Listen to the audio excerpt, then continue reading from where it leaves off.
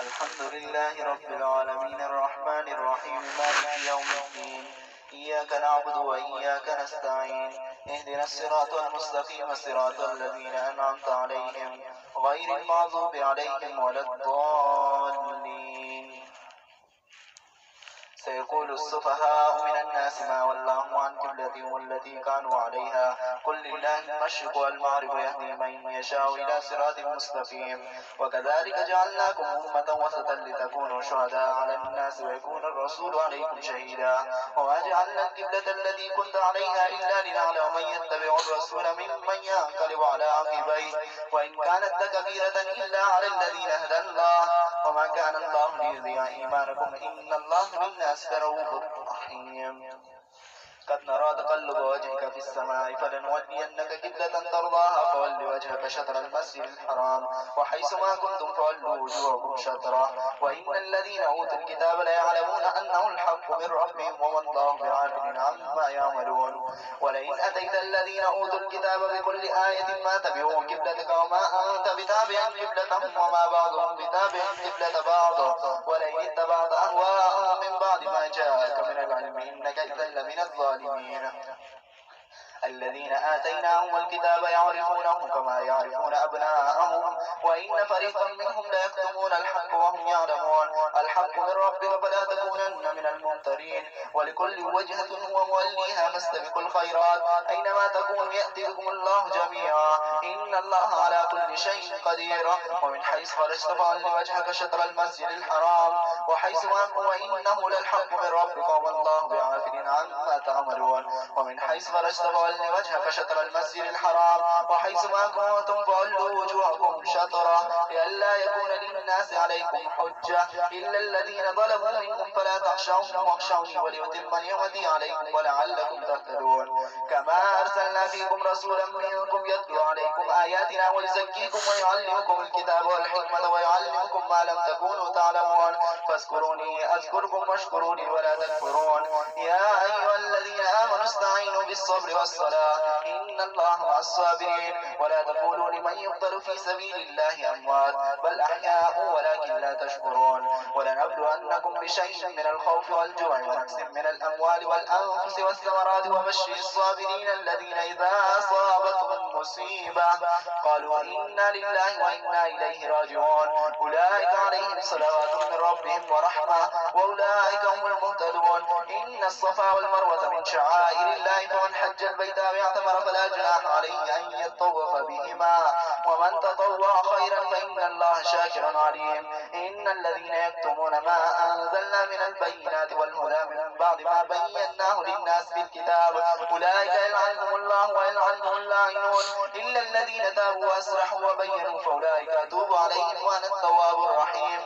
إن الذين كفروا وماتوا وهم كفار أولئك عليهم لعنة الله والملائكة والناس أجمعين خالدين فيها لا يخفف عنهم العذاب ولا هم ينذرون. وإلهكم إله واحد لا إله إلا هو الرحمن الرحيم.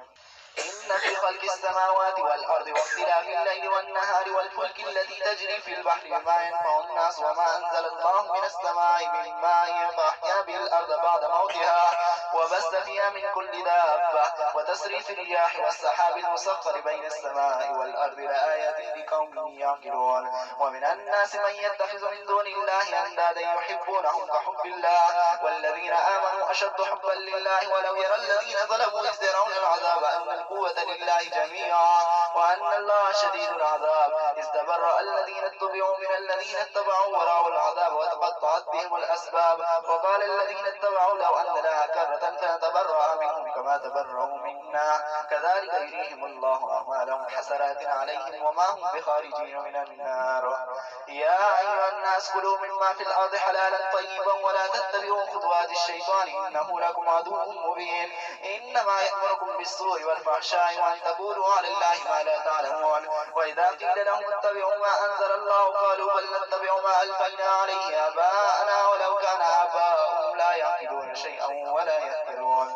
ومثل الذين كفروا كمثل الذي ينعق بما لا يسمع إلا دعاء ونداء صم بكم عمي فهم لا يعقلون.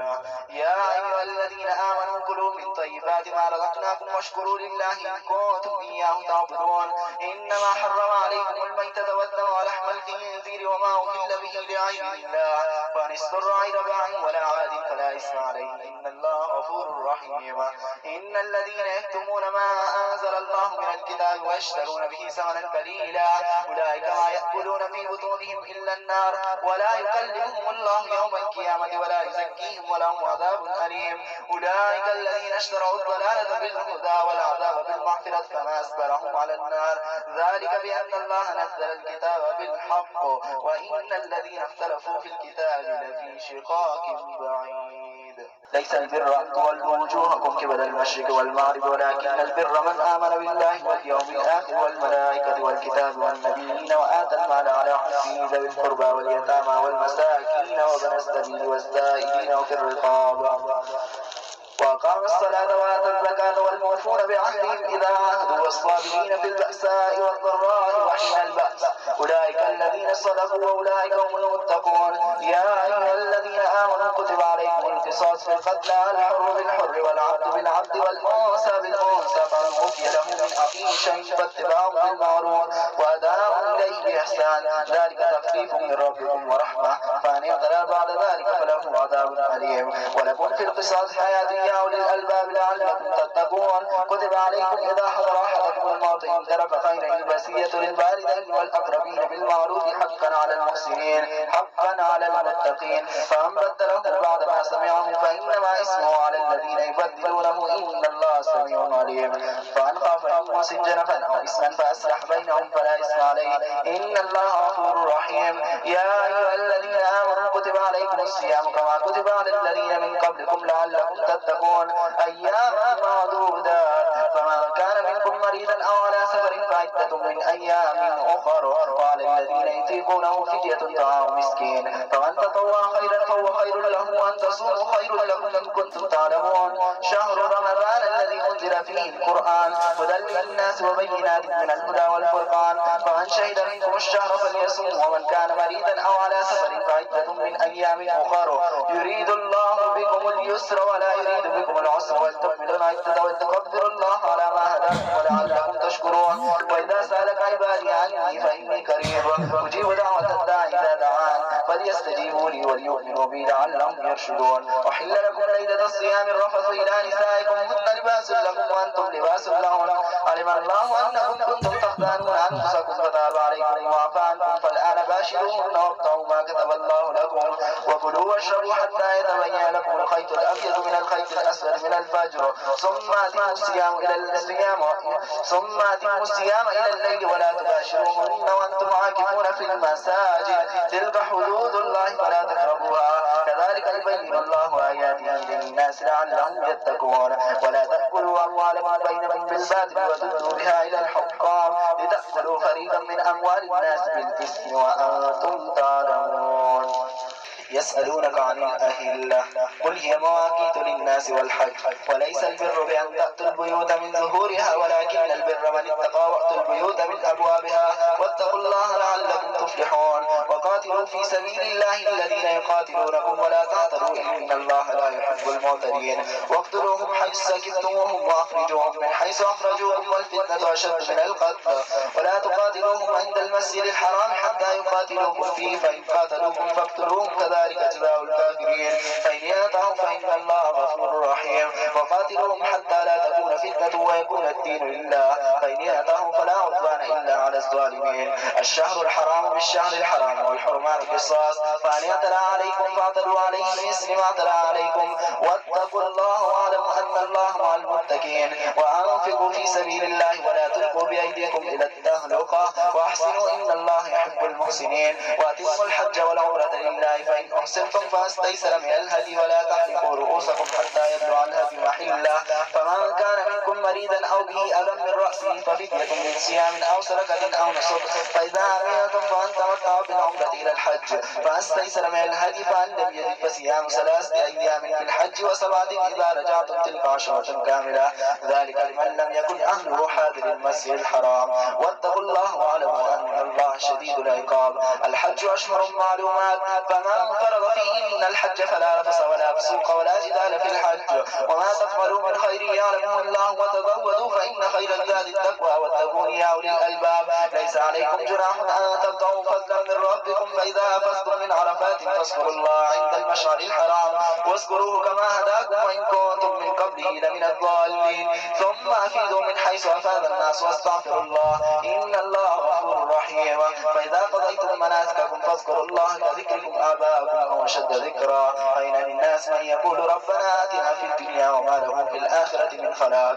ومنهم من يقول ربنا آتنا في الدنيا حسنة وفي الآخرة حسنة وقنا عذاب النار. أولئك لهم نصيب مما كسبوا والله سريع الحساب. واذكروا الله في أيام معدودات فمن تعجل في يومين فلا إثم عليه ومن تأخر فلا إثم عليه لمن اتقى. واتقوا الله واعلموا أنكم إليه تحشرون. ومن الناس من يعجبك قوله في الحياة الدنيا ويشهد الله على ما في قلبه وهو ألد الخصام. وإذا تولى سعى في الأرض ليفسد فيها ويهلك الحرث والنسل والله لا يحب الفساد. وإذا قيل له اتق الله أخذته العزة بالإثم فحسبه جهنم ولبئس المهاد. ومن الناس من يشري نفسه ابتغاء مرضات الله والله رؤوف بالعباد. يا أيها الذين آمنوا ادخلوا في السلم كافة ولا تتبعوا خطوات الشيطان إنه لكم عدو مبين. فإن زللتم من بعد ما جاءتكم البينات فاعلموا أن الله عزيز حكيم. هل ينظرون إلا أن يأتيهم الله في ظلل من الأمام والملائكة وقضي الأمر وإلى الله ترجع الأمور. سل بني إسرائيل كم آتيناهم من آية بينة ومن يبدل نعمة الله من بعد ما جاءته فإن الله شديد العقاب. زين للذين كفروا الحياة الدنيا ويسخرون من الذين آمنوا والذين اتقوا فوقهم يوم القيامة والله يرزق من يشاء بغير حساب. كان الناس أمة واحدة فبعث الله النبيين مبشرين ومنذرين وأنزل معهم الكتاب بالحق ليحكم بين الناس فيما اختلفوا فيه وما اختلف فيه إلا الذين أوتوه من بعد ما جاءتهم البينات بغيا بينهم فهدى الله الذين آمنوا لما اختلفوا فيه من الحق بإذنه والله يهدي من يشاء إلى صراط مستقيم. أم حسبتم أن تدخلوا الجنة ولما يأتكم مثل الذين خلوا من قبلكم مستهم البأساء والضراء وزلزلوا حتى يقول الرسول والذين آمنوا معه متى نصر الله ألا إن نصر الله قريب. يسألونك ماذا ينفقون قل ما أنفقتم من خير فللوالدين والأقربين واليتامى والمساكين وابن السبيل وما تفعلوا من خير فإن الله به عليم. كتب عليكم القتال وهو كره لكم وعسى أن تكرهوا شيئا وهو خير لكم وعسى أن تحبوا شيئا وهو شر لكم والله يعلم وأنتم لا تعلمون. يسألونك عن الشهر الحرام قتال فيه والقتال فيه كبير وصد عن سبيل الله وكفر به والمسجد الحرام وإخراج أهله منه أكبر عند الله والفتنة أكبر من القتل ولا يزالون يقاتلونكم حتى يردوكم عن دينكم إن استطاعوا ومن يرتد منكم عن دينه فيمت وهو كافر فأولئك حبطت أعمالهم في الدنيا والآخرة وأولئك أصحاب النار هم فيها خالدون. إن الذين آمنوا والذين هاجروا وجاهدوا في سبيل الله أولئك يرجون رحمة الله والله غفور رحيم. يسألونك عن الخمر والميسر قل فيهما اسم كبير ومنافع للناس واسمهما أكبر من نفعهما ويسألونك ماذا ينفقون قل العفو كذلك يبين الله لكم آياته كذلك يبين الله لكم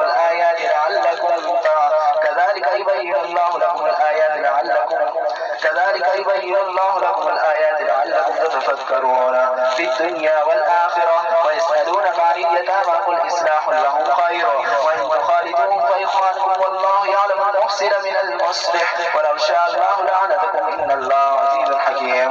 ولا تنكحوا المشركات حتى يؤمنن ولا مؤمنة خير من مشركة ولو أعجبتكم ولا تنكحوا المشركين حتى يؤمنوا ولا عبد مؤمن خير من مشرك ولا عبد مؤمن خير من مشرك ولو أعجبكم أولئك يدعون إلى النار والله يدعو إلى الجنة والمغفرة بإذنه ويبين آياته للناس لعلهم يتذكرون.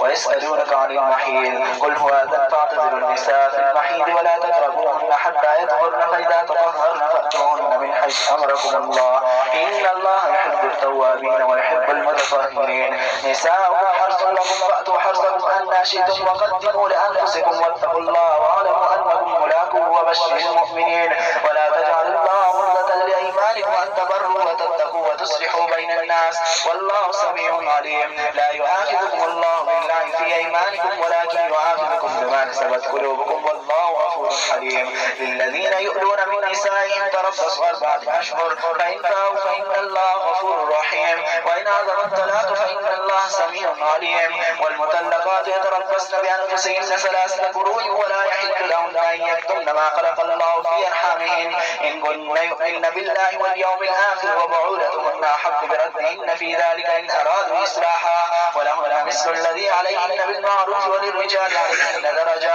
والله عزيز حكيم الطلاق مرتان فإمساك بمعروف أو تسريح بإحسان ولا يحل لكم أن تأخذوا مما آتيتموهن شيئا إلا أن يخافا ألا يقيما حدود الله فإن خفتم ألا يقيما حدود الله فلا جناح عليهما فيما افتدت به تلك حدود الله فلا تعتدوها ومن يتعد حدود الله فأولئك هم الظالمون فإن طلقها فلا تحل له من بعد حتى تنكح زوجا غيره فإن طلقها فلا جناح عليهما أن يتراجعا إن ظن أن يقيما حدود الله وتلك حدود الله يبينها لقوم يعلمون وإذا طلقتم النساء فبلغن أجلهن فأمسكوهن بمعروف أو سرحوهن بمعروف ولا تمسكوهن ضرارا لتعتدوا ومن يفعل ذلك فقد ظلم نفسه ولا تتخذوا آيات الله هزوا واذكروا نعمة الله عليكم وما أنزل عليكم من الكتاب والحكمة يعظكم به واتقوا الله واعلموا أن الله بكل شيء عليم وإذا طلقتم النساء فبلغن أجلهن فلا تعذروهن أن ينكحن أزواجهن إذا تراضوا بينهم بالمعروف